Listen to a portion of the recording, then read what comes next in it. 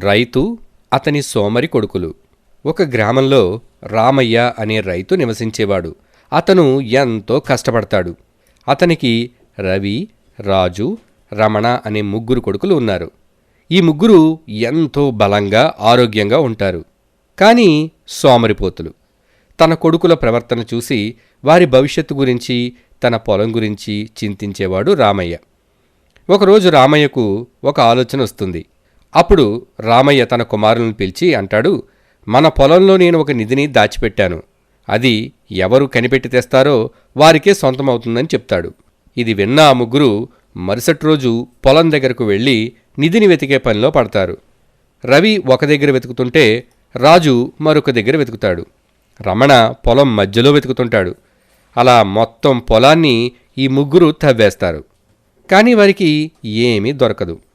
అప్పుడు రామయ్య చెప్తాడు, పిల్లలు, మీరు నేలంతా తవ్వేశారు కదా, మరెందుకు కొన్ని విత్తనాలు చల్లకూడదు అని అంటాడు. కొడుకులు దీనికి అంగీకరించి విత్తనాలను నాటుతారు.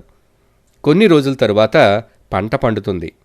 పొలమంతా ఎంతో పచ్చగా మారుతుంది. రామయ్య, అతని కుమారులు ఇది చూసి ఎంతో ఆనందిస్తారు.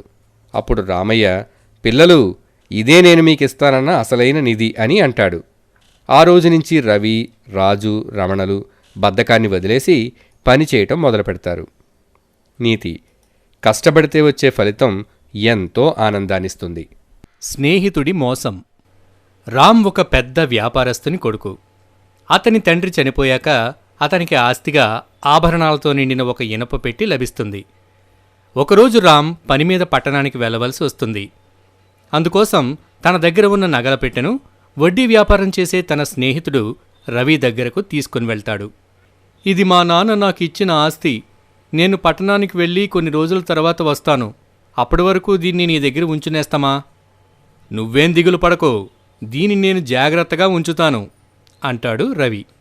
రామ్ నిశ్చింతగా పట్టణానికి బయలుదేరతాడు. తన స్నేహితుని దగ్గర తన ఆస్తి జాగ్రత్తగా ఉంటుందని భావిస్తాడు. కొన్ని రోజుల తరువాత రామ్ తన ఊరికి తిరిగి వస్తాడు. నేరుగా అతని స్నేహితుని దగ్గరికి వెళ్ళి తన పెట్టెను అడుగుతాడు.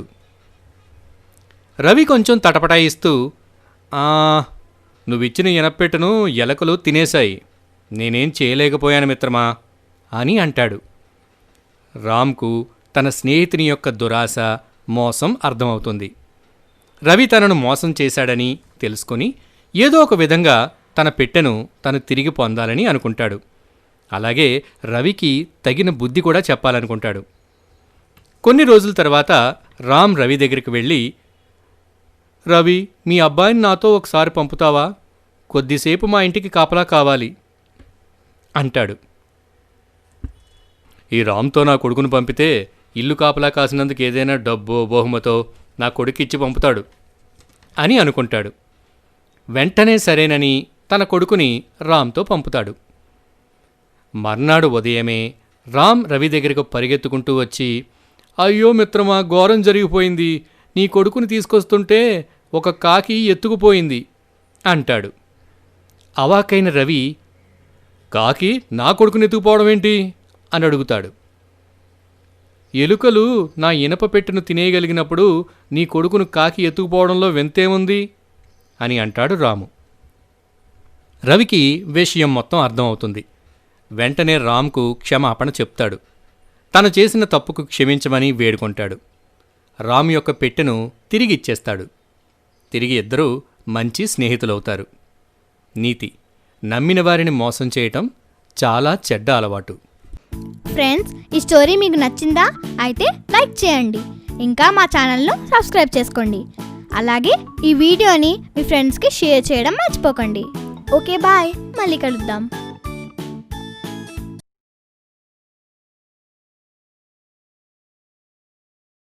తోడేలు మరియు కొంగ.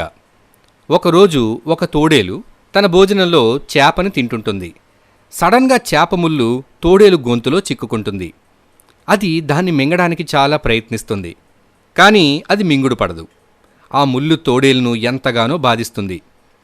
అప్పుడు తోడేలు పరిగెత్తుకుంటూ వెళ్తుంది. దానికి మార్గంలో ఒక ఎలుగుబంటి కనిపిస్తుంది. ఎలుగుబంటిని తనకు సహాయం చేయమని అడుగుతుంది. నీకు సహాయం చేయడం అంటే నాకు ఎంతో ఇష్టం, కానీ ఏం చేయను, నేను నీకు సహాయం చేయలేకపోతున్నాను అని అంటుంది.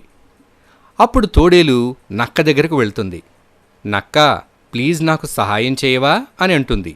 నాకెంతో బాధగా ఉంది, నొప్పిగా ఉంది అంటుంది. అప్పుడు నక్క తోడేలును ఒకసారి నీ నోరు తెరవమని అడుగుతుంది. దాని నోట్లో చూస్తుంది. అప్పటికే ముళ్ళు చాలా లోపలికి వెళ్ళిపోతుంది. నేను నీకు సహాయం చెయ్యలేను అంటుంది నక్క. అప్పుడు తోడేలు కొంగని కలుస్తుంది. కొంగతో అంటుంది, కొంగ, నా నోట్లోని ముళ్ళును తీయడానికి సహాయం చేయవా? నీకు ఏం కావాలంటే అది నేను ఇస్తాను అంటుంది. నీకు వీలైనంతగా నోరు తెరువు అని అంటుంది. తోడేలు నోరు తెరవగానే తన ముక్కుతో దాని నోట్లో ఇరుక్కున్న చేప ముళ్ళును తీసేస్తుంది. అప్పుడు కొంగ అంటుంది, నీ ముళ్ళుని తొలగిస్తే నాకు ఏం కావాలంటే అది ఇస్తానన్నావు కదా, ఏది నా గిఫ్టు అని అడుగుతుంది. అప్పుడు తోడేలు నవ్వి అంటుంది, నీ గిఫ్ట్ ఆల్రెడీ నీకు ఇచ్చేశానుగా అంటుంది. నువ్వు తోడేలు నోట్లో తలపెట్టి కూడా బతికిపోయావు అని వెకిలిగా నవ్వుతుంది. అదే నేను నీకిచ్చే పెద్ద గిఫ్ట్ అని అంటుంది. నీతి: నువ్వు ఎప్పటికీ అర్హత ఉన్నవారికే సహాయం చేయాలి. అదృష్టవంతుడు. ఒక కుటుంబంలో రాము, రాధ, వారి ఒక్కగానొక్క కొడుకు అర్జున్ నివసిస్తుండేవారు. రాము ఒక ఫ్యాక్టరీలో పనిచేసేవాడు. తన కుటుంబానికి కావలసిన అన్ని సదుపాయాలు కల్పించేందుకు అతను ఎంతో కష్టపడుతూ ఉండేవాడు. అర్జున్ చాలా అల్లరి పిల్లవాడు. అతను ఎప్పుడూ ఏదో ఒకటి కొనిమ్మని అడుగుతూ ఉండేవాడు. ఒకరోజు అర్జున్ తనకు స్పోర్ట్స్ షూ కొనిమ్మని వాళ్ళ నాన్నని అడుగుతాడు. పని పూర్తి చేసుకున్న రాము షాపుకు వెళ్ళి అర్జున్ అడిగిన చెప్పుల గురించి అడుగుతాడు. కానీ ఆ షూస్ చాలా ఖరీదైనవి. అందుకని వేరొక షూస్ను కొని ఇంటికి తీసుకువెళ్తాడు. రాము ఈ కొత్త షూస్ను అర్జున్కు ఇస్తాడు. కానీ అర్జున్ అతడు అడిగిన షూస్ తీసుకురాలేదని నిరాశతో ఎంతగానో ఏడుస్తాడు. కోపంతో ఇంటి నుంచి బయటికి వచ్చేస్తాడు. అలా నడుచుకుంటూ వెళ్ళిన అర్జున్ ఒక బస్ స్టాప్ దగ్గర ఆగి కూర్చుంటాడు. నేను ఎప్పుడు నాకు నచ్చిన షూస్ని కొనుక్కోగలను అని ఆలోచిస్తుంటాడు. అప్పుడే అటుగా ఒక అబ్బాయి కర్రల సహాయంతో నడుచుకుంటూ వెళ్తుంటాడు. అతనికి కాళ్ళు లేని విషయాన్ని గుర్తించిన అర్జున్ ఎంతో షాక్కి గురవుతాడు. ఎంతో బాధపడతాడు. అప్పుడు అర్జున్ తనకి కాళ్ళు ఇచ్చినందుకు, అలాగే తనను ఎంతో ప్రేమించే కుటుంబాన్ని ఇచ్చినందుకు ఆ దేవుడికి కృతజ్ఞతలు చెప్తాడు. నీతి: మనకంటే లేనివారిని చూస్తే మనం ఎంత అదృష్టవంతులమో అర్థమవుతుంది. అనగనగా ఒక అందమైన గ్రామం. అది వర్షాకాలం. అప్పుడే వర్షం కురిసి ఆగిపోయింది. ఇద్దరు అమ్మాయిలు వీధిలో నిలిచి ఉన్న నీటిలో ఆడుకుంటున్నారు. అది పండగ రోజు. అందరూ కొత్త బట్టలు వేసుకున్నారు. మోన చిన్నమ్మాయి, అంజు పెద్దమ్మాయి. మోన నీటిలో దూకుతుంది. అది మట్టి మట్టిగా ఉంటుంది. ఆ మట్టి నీరు ఎగిరి అంజు బట్టల మీద పడుతుంది. అంజు ఆ మట్టిని తుడుచుకుంటుంది. అదే సమయంలో అంజు వాళ్ళ అమ్మ అటువైపుగా వెళ్తుంది. తన కూతురు బట్టల మీద మట్టిని చూసి కోపంతో, నీ కొత్త బట్టలను ఇంత చండాలంగా పాడు చేసుకుంటావా అని తిడుతుంది. మోనాయే నా మీద నీటిని చిమ్మిందమ్మా అని అంజు చెప్తుంది. అంజు తల్లి మోనాను కొడుతుంది. మోనా వీపు మీద 2-3 సార్లు గట్టిగా కొడుతుంది. మోనా గుక్క పెట్టి ఏడుస్తుంది. అక్కడే ఆ పక్కింట్లో ఉన్న మోనా వాళ్ళమ్మ తన కూతురు ఏడుపు విని ఇంటి నుంచి బయటికి కంగారుగా వస్తుంది. ఎందుకు ఏడుస్తున్నావని అడుగుతుంది. అంజు వాళ్ళమ్మ నన్ను వీపు మీద కొట్టింది అని మోనా చెప్తుంది. మోనా వాళ్ళమ్మ అంజు వాళ్ళమ్మని తిడుతుంది. ఇక ఇద్దరూ పెద్దగా గొడవ పడుతుంటారు. గ్రామంలో ఉన్న మహిళలు అందరూ అక్కడ చేరుకుంటారు. కొంతమందేమో అంజు అమ్మకు సపోర్ట్ చేస్తే, కొంతమంది మోనా అమ్మకు సపోర్ట్ చేస్తారు. ఇంతలో గ్రామంలో ఉన్న మగవాళ్ళు కూడా ఈ గొడవలోకి వచ్చారు.